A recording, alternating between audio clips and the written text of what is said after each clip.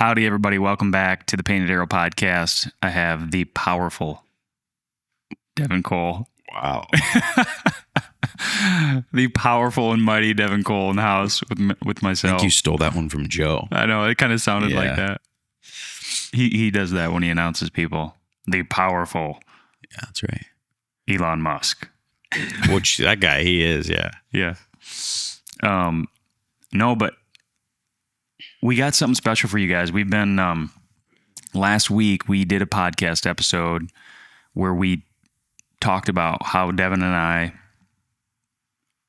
acquired our first piece of property and like the journey that was, where it stemmed from what happened in terms of getting to that final end goal of like actually owning a piece of ground. Mm-hmm. And we kind of had different paths, but same goal, same focus. We got there in different ways, but we got there. That's right. And very similar time too.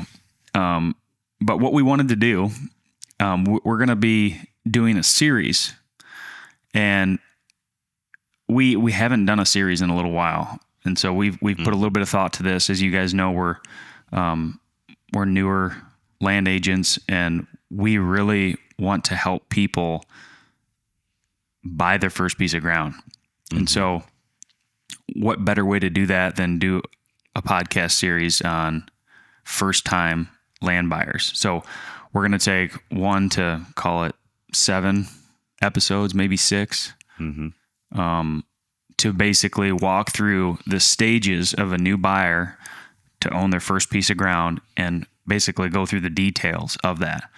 And so we're going to start that this week. What do you think of that? I love it. You do? I do. I'm pretty excited. I'm pretty fired up about it. I mean, we've talked about it before, but it's more attainable than people think. Like, is it hard to buy land in today's market with elevated prices and interest rates and yada, yada, yada? Yeah, it's always going to be hard. But they've said it before. It's been said before that the best time to buy land is yesterday and the second best time is today. If you fall in the trap of waiting too long and waiting for the right opportunity, that potentially never comes. So, I'm excited about it. So today, the first episode is going to be basically setting you guys up for, let's see, I got my notes out here. I was playing with my camera. So today, we're going to literally talk about defining your why. It's an important one. So let's back up. Beep, beep, beep. The first thing, this is coming from Devin and Nate. Like, if you were to come to us today and say, hey, I'd really love to own a piece of ground. I think I want to buy some land. Yeah, like if you came up and said that to us, we were like, we don't have enough time to sit with people and really deep dive into like, okay, here's what you should do. So we were like, let's create this series. So if that happened, do that voice again. I think I want to buy some land. We would literally tell you, we need to figure out what your why is. You need to define your why. What specifically do you want? Why do you want it? Is this something that you're going to flip? Is this something that you're going to own? You're going to build your house there? Is there a house existing? Is it a farm? Is there ag? Is this going to be a hunting lease? Is this going to be co-owned? All these things you need to know, like, what is your goal? Yeah. Because it matters. Okay? So let's dive into that a little bit. When we say your why, Dev, what do you think? Well, I mean, you teed me up pretty good on the last podcast when you asked me why I wanted to own land. Yeah. And I probably didn't do a real good job of qualifying it early on. But I just kind of always knew I wanted to. Mm-hmm. And I think it had more to do with how I was raised. And, we talked about all of that. But, sorry. I think you have to, like you said, depending on what your why is, it's very, very much going to change how you go about it and what type of properties you're looking for. Like you said, is this something you want to keep as a generational property and pass down to family? Is it something you want to, find something that has really good value and is underpriced and you want to flip it? Like, why? Why do you want to buy land? Mm-hmm. I mean, that's the place that you have to start to make sure that you're looking at the right things. And I would even venture to say that, I do this in my mind a lot. Like I'll make a T-chart and like pros and cons. Mm-hmm. Like when you're trying to make a decision, sometimes it's hard because there's a lot of things to consider. So like literally like making like I would literally get a piece of paper and a pen, and I would write down, like literally ask yourself, why do I want to own land? And write it down. Yeah, I want a deer hunt. Like that's a really, it's a good one. Yeah. But is that the sole reason? Because I want a place for my kid to go ride his 4-wheeler because we live in a subdivision. There you go. It could be that you want to share it with others, right? Mm-hmm. That's a good one. Yeah. But like literally starting like there, like why do I, like make yourself think about it and be honest with yourself. Like write down like 3 or 4 or 5 things, and then that's going to really set the stage for like everything else. Like it determines where we're looking. It determines how we're looking. It determines, like it really can rule out a lot of pieces that are currently on the market. Well, that's right. Like, cause if you're looking for a purely recreational piece that you don't need to be able to build on, or you don't want to build on, that changes whether or not, water table matters. And do you want to do a perk test? And are we looking for something that maybe already has a well and some electric on it? Like if this is purely recreational, maybe those things don't matter to you as much. So all of these things matter in determining what it is you're looking for, because you can waste a lot of time looking at stuff that doesn't fit the criteria if you don't know why you want land. Right. And it can determine how big the pool is. Sure. Meaning like if you like in today's market, if you're like, man, I'd love to have a mixed piece, meaning it's got some tillable, it's got some swamp, it's got some hardwood, and then maybe it has like a barn on it, and maybe it touches a little bit of public land because you'd love to have access to more land, but you're searching for 20 to 40 acres maybe, and maybe it's on a good road, it's on a paved road, and you want it to be within 20 minutes of a bigger city. Like that's going to be a small number of properties that are probably on the market currently, because that's what everybody wants. That's right. Right. But if you say, okay, well, maybe I'm open to a smaller tract of land. Maybe it can be a little bit further. Maybe it can be 40 minutes out from where I live, or like all those things matter is what I'm saying. Like it determines how big the pool is for what we're looking at. Yeah. I mean, I think it's your why and then your criteria, like you're saying. When we started the podcast, I guess I started it, but like, I remember thinking when I started it, I was researching all these people who started a podcast. This was in 2017, 2018, somewhere in there. And everybody said the same thing. Like, what's your why? Because you're going to be talking to yourself on a podcast for years before people are actually following you. You're going to listen at all. Yeah. No one's listening to you. You're just talking to nobody. And it's important to know your why, because when things get tough, because there will be trials. I mean, true or false, it's finding your dream home, the place where you're living right now. Did that come easy or did that come hard? Oh my gosh, it was really hard. An emotional roller coaster. Yeah. And we often have to remind ourselves in these pursuits of what your why is. Literally write it down. I mean, we said this on the last one. I would recommend, if you're listening to this, go back one episode, because we go into depth on like our personal, but we kind of broke it down to be that our personal why was we grew up that way on land, and we wanted our kids to have the same experiences that we did. Yeah. And you had a really funny thing that you said that actually I thought about last night, where it's like, a country kid versus a city kid. Hey, what animal? Like, just tell me the first animal that comes to mind. Yeah. It's like, okay, if you're from the city, it's a giraffe, elephant, tiger, right, cheetah, panda bear, like something like that you would see in a Happy Meal treat kind of thing. Yeah, or like in a book. Exactly. But if you're a country kid, say, what's the first animal you think of? It's probably a raccoon.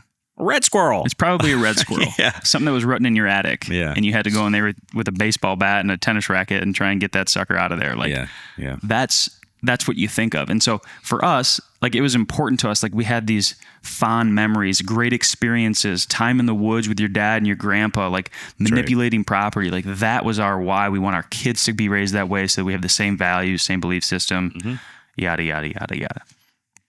So, I mean, I think the other reason it's very important to qualify the why and to qualify the non-negotiables for you is because when it does get tough, because the process can take a long time depending on what you're looking for. Like you just mentioned my process of trying to buy a home. Like you go through trials and then you find yourself like sort of potentially compromising on things that you wouldn't have said you would compromised on previously. In other words, like you start staring at what's on the market long enough and you're like, well, maybe I could make that one work. Or maybe, maybe, oh my God, maybe I don't need this. Or maybe I don't need, like, I think the non-negotiables, in a clear mind before you go into it, you got to set, this is what I need and this is what I don't need. Because the lines can get blurred once you're in there. It's what you just brought up is actually very interesting because I recently did this. Okay. It's really important to have I think with the why, like a dream. Yeah. Can I say that? Sure. To have a dream. It was my dream growing up. Yeah. And to own, let me finish my sentence because my mind's going everywhere. It was a dream of mine to own over 40 acres. Mm-hmm. Like as a kid, like I always thought 40 acres was like, you made it. And now it's like, that's not very much. Which is crazy. Like your perspective shifts a little bit. It's crazy.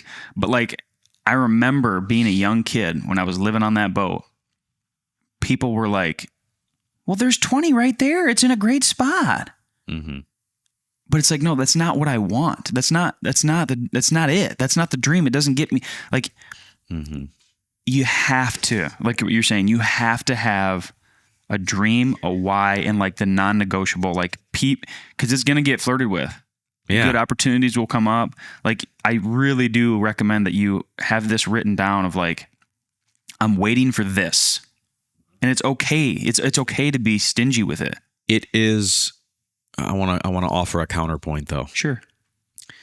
For a first-time land buyer who maybe who by definition has not owned land yet before, I still think it's important to go walk a lot of things, even if you're not, even if you don't think they will fit your criteria, because there is potential that you maybe have unrealistic expectations, or you're not sure what it is that you want because you haven't owned land, right? Like, I think of your first farm as an example. We both looked at that on paper on OnX and we're like, this isn't it. That does not get me excited at all. Yeah. And you weren't even going to go walk it. And then it was like, I got nothing to do today. Like, I'm bored. I want to go for a walk and I'm just going to see if I can go walk it. And then it was like, holy cow. It was the single best Michigan hunting property I've ever been on. Yeah. Ever. And from an aerial and I sold it. Oh God. And from OnX, from an aerial, it didn't look like nothing. Wow, that was a good one. Anyway, so I think you got to have your non-negotiables and you got to be disciplined to them. Yeah. But maybe as a first-time land buyer, you need to be a little more open-minded, just because you haven't had the experience buying and selling and owning parcels to know maybe what it is exactly what you want. So I think you need discipline, but I still think it's good practice to go through the doors, walk through the doors and go see properties that maybe don't fit your criteria 100%, because you may find that your criteria wasn't representative of exactly what you want once you start and walking things. There's definitely a fine line there. And I agree entirely with what you just said. I mean, especially for a first-time land buyer, which is who we're kind of talking to. Sure. Even if you're a second-time land buyer, like you own some and now you wanted to get back into it or something, you had to sell it because maybe you felt like you owned property because your grandparents owned it, but then grandparents died and now the property got sold off and now you got nothing. Yeah. All that to be said, like I do think it's really important to have an open mind, but at the end of the day, I really feel like when you're on the piece that's supposed to be yours, like you'll know. Yeah. you'll know. Like it just makes itself clear. I think too, what the property offers oftentimes matters a lot more than the size. Meaning the right 60 can be way better than the wrong 100. Yeah. 150 or whatever. Right? Like if it's in the wrong spot and it doesn't have the mix of ag and timber that you're looking for, it's not, it's not close to the things you need it to be close to. You know what I mean? Like there's a lot of things that make up the criteria for it to be the right one, and size is only a small part of that. I mean, It obviously drives the budget, but I've seen, like, I think it's a mistake potentially to say, I don't want anything less than 100 acres. I don't want anything less than 100 acres. What if there's an 83 acre parcel that is dynamite everything that you want? Yeah. You know what I mean? I do. I've been there. So I think size is a criteria. Yeah. But it's not the only criteria. And to what originally started us down this path was find the absolute non-negotiables for you. Right. And I think size shouldn't be one of those personally. No, size should be a plus or minus type range, I think. Yeah. Right. Like I do think a realistic one, but it's often very hard to overcome, is location. That to me, that's more of a non-negotiable, right? That's a hard one because you can't. That's where I just was. Especially as a peer, I mean, really for anything, but especially if you're living somewhere and you're buying a rec piece, proximity matters so much because that determines how often you're going to get out there and use it and actually do the things you want to do, which is twofold. Because if you don't spend a bunch of time out of there, it's going to make the deer hunting better.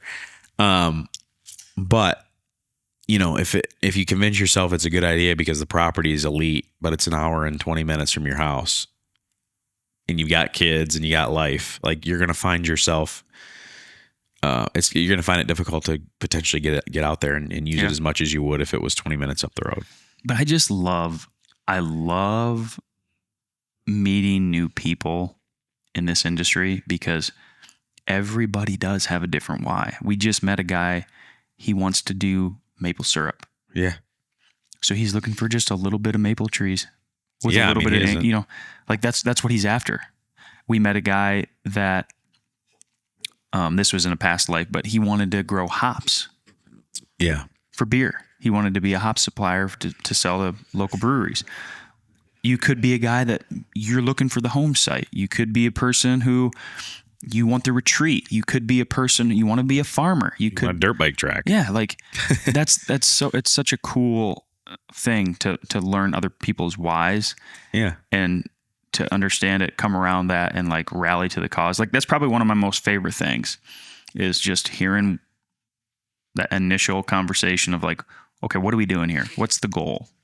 What's the why? And it's important. Write it down, tattoo it on your arm. And yeah, I mean, because the whole strategy, the whole strategy is built around that.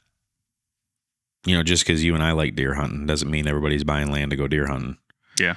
It might be, like you said, it might be because you want to stand up a maple syrup business and tap every maple tree in sight. Like, that's great. Let's look for some parcels that got good stand of maples. Or maybe the neighbors have a bunch of maples and we can talk to them for you. Exactly. Hey. We can door knock and say, hey, we're looking at this parcel next door. We see you got a good mix of. Knock on the farmer's door. He might say, hell yeah, have at it. He might say, just give me a couple bottles a year. Or he might say, here, you could lease it for, and it might be a great fit. You might have access to whatever, Mm-hmm. Here we go, rambling on. But it's like, to our point, I don't think we need to ramble on too much more unless you have any big overarching thoughts on this that we haven't covered. But have a why. Define it. It's so important. Yeah. That's it. Okay, guys. Reach out to us if you have any questions. We're going to be doing, like I said, it's going to be somewhere in the 1 to 7 episodes, but they're going to be slightly shorter, kind of right to the point. And this is intended to help the first time or second time buyer to get into land. Mm-hmm. What's your why? Define it. Have a good week. See ya.